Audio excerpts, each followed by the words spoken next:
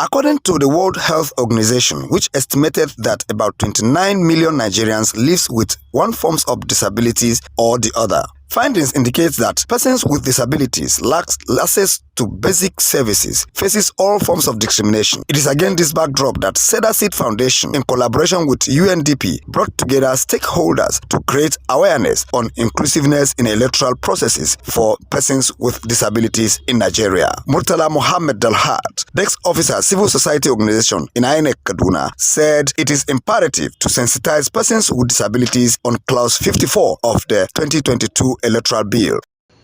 The Commission created a department, and it has a unit in all 33 states plus Abuja, and we have desk officers in each of the local government just to educate, enlighten, and sensitize the people with disability to come and discharge their civil rights, because they are Nigerians and their voters is very, very important, and their votes will be counted, and they have to be carrying along in all electoral processes.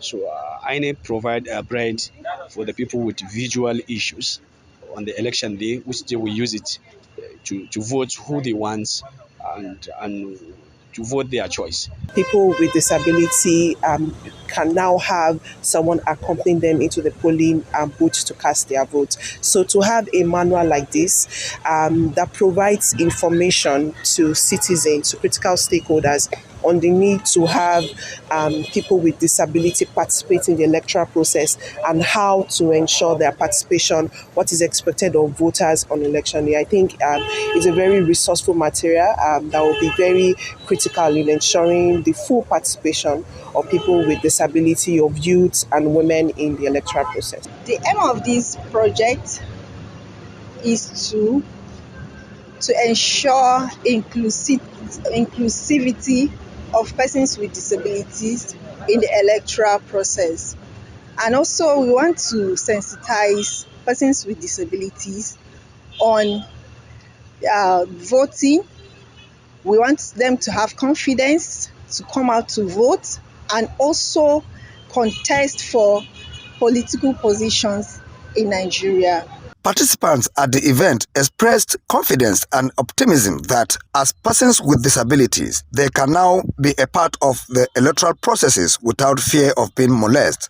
Make sure that there is a full implementation of Clause 54 of the Electoral Act 2022.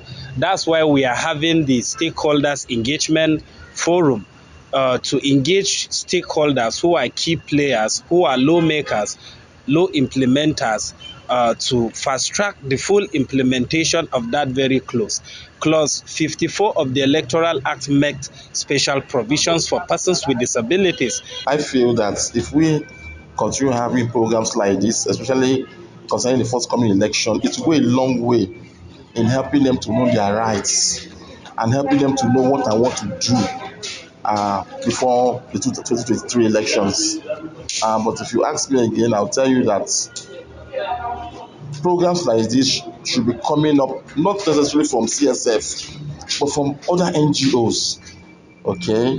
And even government organizations too should make this kind of program available for us. Well, I've heard from other persons with disability, their experience. Some of them have shared their experience, and that really cheers me up, because at first I thought I was only the one facing it, but hearing from there, it's gathered a lot of confidence and courage for me.